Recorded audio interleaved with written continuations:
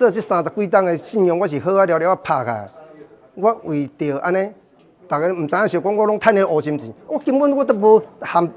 什么物件都无，我看有用迄个过期的。普吉食品头家相当无奈，被卫生局稽查到店内有过期原料，部分产品标示无清楚。虽然甘愿接受处分，但是30档来好名声已经受到影响。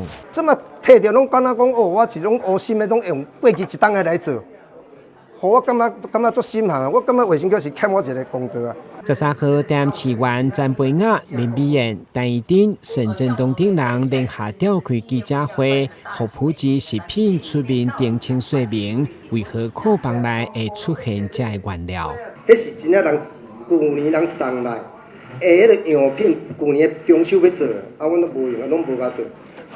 大汉啊，我等伫啊，一直甲讲伊无采收啊，因为伊讲伫我经常找着，就是你下。 保证绝对无使用过期的原料，也提出相片证明被查到的原料拢是全新，连贴拢也未贴，已经配合卫生局毁掉，但这阵嘛一直被退回，业绩落了3成。事实上，确实上他们是没有开封的啦哈，让消费者查讲普及的品质啦哈。我想这个店家长久以来的声誉要维持，实在是非常不容易哦。未来面对这个仓储的管理，一定要更加的谨慎哈。 议员前后斗相共讲话，相信业者清白。中秋节卫生抽查，知名店家也是要小心，避免类似的事件再次发生。台南新闻杨顺怀采访报道。